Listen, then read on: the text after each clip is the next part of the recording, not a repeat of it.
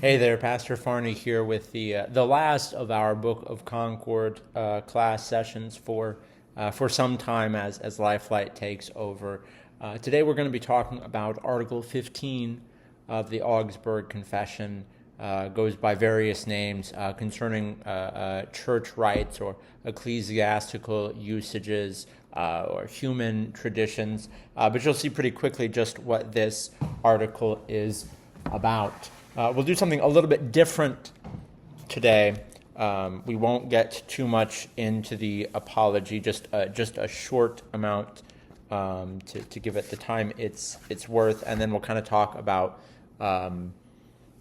shall we say, more contemporary issues that are directly related to what's going on in this article. But of course, we'll start with reading the article in the confession itself. Here goes that. Concerning church rights, they teach that those rights should be observed that can be observed without sin and that contribute to peace and good order in the church. For example, certain holy days, festivals, and the like. We'll spend most of our time talking about these issues, human rights that can be observed without sin and that contribute to peace and good order in the church. But the article goes on.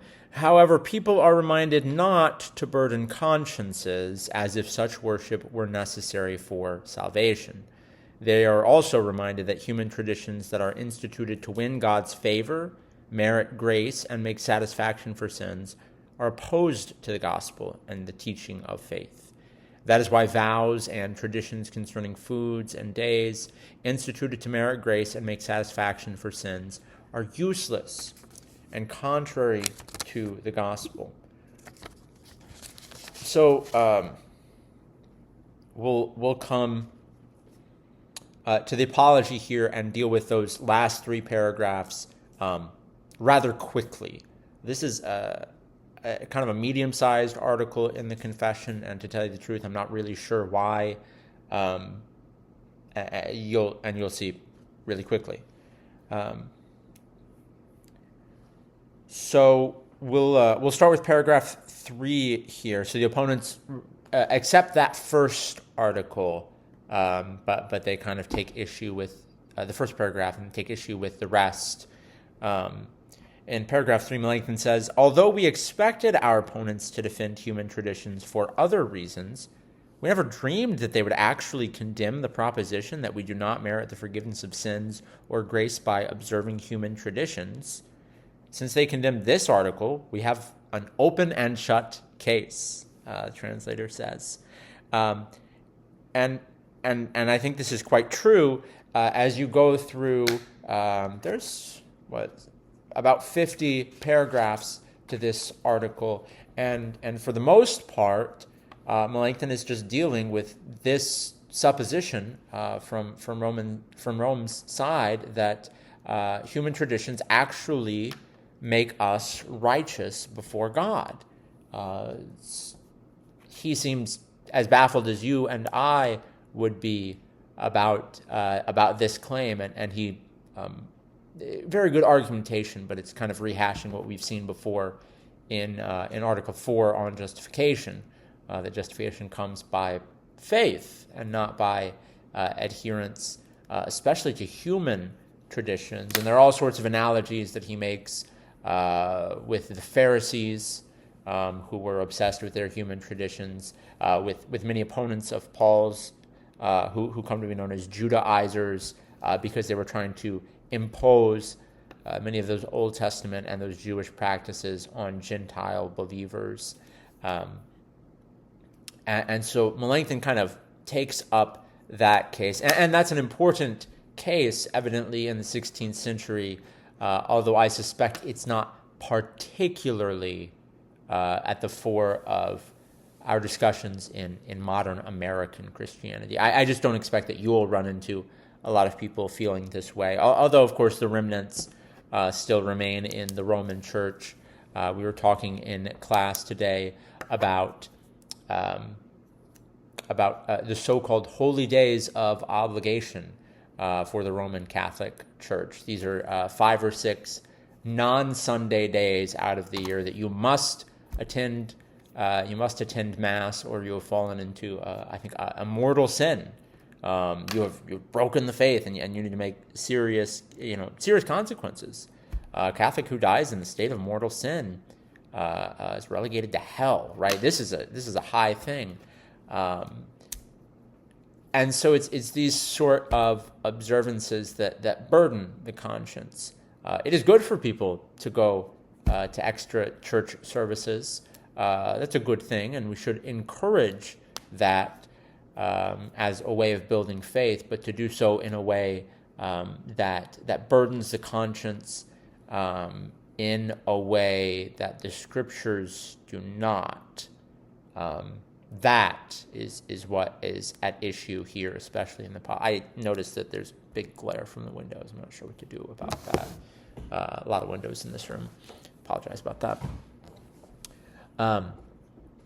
So that's sort of where Melanchthon goes, and like I said, you've still got some of these things, and we should be careful in our observance of human traditions that we don't fall in to that trap of thinking that, well, this is what really makes a Christian. This is how we garner salvation, is by observing human traditions. But I suspect, as time has gone on and the Christian church has progressed in the past 500 years, Lutherans found themselves being attacked not so much from the more traditional side of things, but even more from a less traditional side of things. So whereas the Germans were accused by Rome of throwing out the history of the church, I find that we are now perhaps accused much more of retaining Roman or Roman Catholic practices. And this is the common story of everyone who makes their way to our church from, say, a Baptist or non-denominational background. They'll say, well, you're just a Catholic. You're just a Catholic service. You're just Catholic light. They see the shape of our service, that we've retained the liturgy, and they say, well, you're no different at all from the Catholic Church. We have broken away, and we do our own thing now, but you guys are just the same. And you'll see the certain rejection of human traditions, sometimes even a very radical rejection of human traditions, those that say the season of Lent should not be observed. The season of Advent should not be observed. Even holy festivals, Easter, Christmas, these should not be celebrated in the Christian church any different than any other week, because these are just human traditions, and you're putting up human traditions that distract and get in the way of the gospel.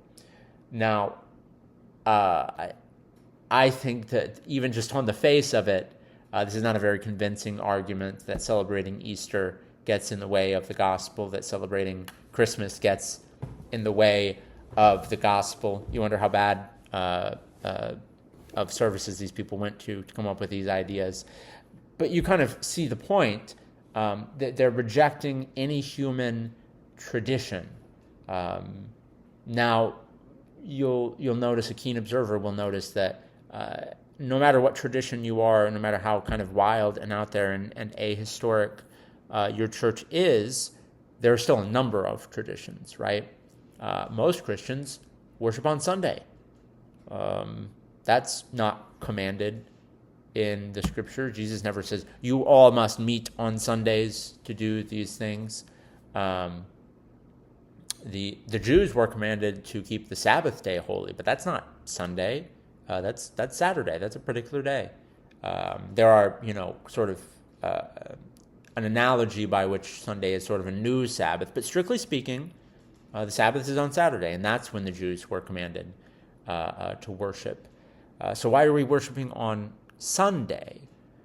Well, it's a human tradition. It's a very ancient tradition, and it's a remembrance that our Lord was raised on Sunday, on the 8th day on the seventh day God rested, and on the eighth day God seems to be making a new creation, making us all new in that way. And so worship on Sunday is a sort of human tradition that builds faith in that way. It's every week is to be a reminder of the resurrection of Jesus.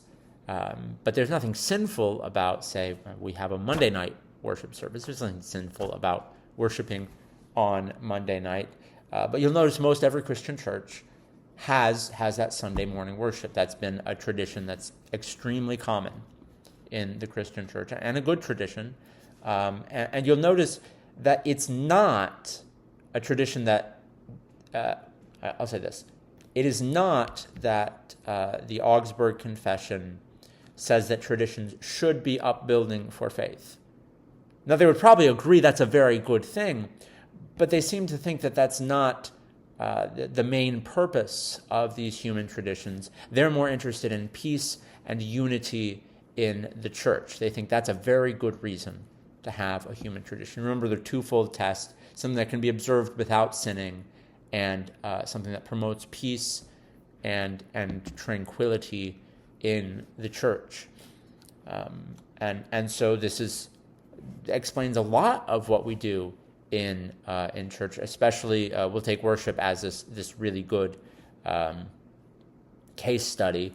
The Sunday, of course, as we've talked about, worshiping on Sunday, worshiping at certain times. Every church has their own times, but you'll see it would be a pretty big deal to change those times, right?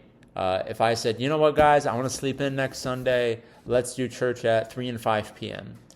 Well, it may be that those times are actually more convenient for more people, but still to kind of change those just sort of at a whim would be riotous. I mean, it would be, you guys would have my head if I tried to do something like that. These things can change, but it's an undertaking. It's a big thing. And so you've got human traditions that are even that small. But this structure every week being the same promotes peace and tranquility for the church. The church knows when to gather. You could take, here's my controversial thing, the shape of the worship service, the shape of the liturgy. It is not, it's not found in the scriptures. Jesus does not say, all right, well, when you get together, you're going to start with the announcements, and then you'll go into the opening hymn, and then you'll have, he doesn't say that, and you'll have the psalm. This is nowhere in the New Old Testament exactly how our worship should be shaped. We do have some sort of vague commands, gather together and read the scriptures as much as there is time. Gather together, admonish one another with songs and hymns and spiritual songs, psalms. And so song is a commanded part of our worship. But really there's no line by line, here's when you do this, here's when you do that. In the service. Prayer, another thing, that prayer is commanded, but why do we do prayer when we do? We have the opening collect, we have the prayers of the church, we've got some prayers in the communion liturgy, but how did they end up this way? Well, just sort of historically speaking, throughout the world as Christianity spread, different places basically wrote their own shape to the service. You have these different rites, kind of geographically distinct, and everyone that was all wonderful, and this didn't seem to be a big problem for different people in the church. For the most part, there was one well-known controversy about when the day of Easter should be celebrated. But this wasn't a big problem. And in fact, you've heard the phrase, when in Rome. Well, the other half, I think this is St. Ambrose, he says, when in Rome, do as the Romans do. And he means that with regard to Christian worship. He means, well, when you're in Rome, you follow the worship service like the Romans do. And so when you're in Milan, where Ambrose was from, you kind of follow the service that they do. And so the church recognized that not everyone was doing worship in exactly the same way, and that wasn't a tremendous problem for them. Nevertheless, for the most part, the Western Church, the East has their own history and there are reasons for that. The Western Church said, but it would be truly wonderful if the liturgy was more unified, if our worship looked more like one another. And so the liturgy comes together not by one church imposing it on the rest of saying, we worship this way and you all must worship this way. But it's actually, our liturgy, the one we know today, is a fusion of a handful of 2 or 3 different ancient rites and rituals and liturgies in that sense, that kind of has the shape it does today, where we have kind of a service of the word, and we have the prayer of the church, and then we have the communion liturgy. It doesn't have to be this way, but the church found it helpful for peace and tranquility that our worship would look similar to one another, never the same, right? You go down from one Lutheran church to another, and the worship will never be exactly the same. Even if they say, well, we do it exactly as it's written in the book. No, they probably don't. They probably do 1 or 2 things differently. They stand before the sermon, or they do communion in this way or that. And these differences are okay. But the human tradition of the liturgy is just that. It's a human tradition. Our liturgy could look different. You see in certain Baptist churches that their worship looks extremely different. You may have multiple hymns in a row, and then some readings, and then some more hymns, and then you'll have an extended sermon, and then some more hymns, and then maybe a time for prayer, and then maybe some more hymns, and then it's done. And that's a perfectly fine way to do worship. There's nothing sinful about it. You could do that in a Lutheran church. Many Lutheran churches do. They've taken on that form of worship. It's probably no secret to you that I'm not particularly a fan of that form of worship, but it's not sinful. We should not say that it's sinful. And so that kind of leads to the question, well, if you've got these 2, and there's far more than 2 ways that worship is done, but we'll take these 2 as a study. You've got these 2 very different ways of worshiping. How do you decide which one? If neither one is sinful and neither one is explicitly commanded by the scriptures, how do you choose which one you're going to follow? And to that answer, and we'll talk about this significantly more when we handle the adiaphoristic controversy later on in the series. But these 2 notes are very helpful, not sinful, where they both check that box, and leading to peace and tranquility in the church. And so I think the first thing we should note is if you think in your church there's something done just completely wrong and you think it needs to change today, well, think about what impact that would have on the church. Everyone knows someone whose church has split in half over the color of the carpet, right? And so the church is just that sort of place that it resists change. Sometimes it's in need of change, and change can be very helpful in this way or that, but it's a place that changes very slowly, and it needs to be done very deliberately, because change is always a distraction. Change is always a distraction, and the church should, as much as possible, avoid anything that distracts from Jesus. So the Bible never tells us your pastor can't juggle during his sermon. Nothing sinful about it, but you have to ask yourself, well, wouldn't that be awfully distracting? I couldn't, focus on what he's saying. I couldn't focus on him proclaiming Christ. And so probably the pastor should not be juggling during the sermon. That's a pretty easy note to make. Now there are other considerations. Why do I prefer the liturgy? Well, I think it's well structured, it's predictable, and the different parts kind of guide us towards different aspects of the faith. I think that's helpful in that sense. That there's things to commend about different ways of doing worship, but these are the questions we need to ask ourselves. And most of all, we should never get to the point like the Roman Church had gotten to, where they say, if you don't do things according to exactly the way that we think you should, you're going to hell. You've abandoned the faith. We should never place that high a value on our human traditions. Though human traditions can be very valuable, right? They may be the difference between a strong faith and a weak faith.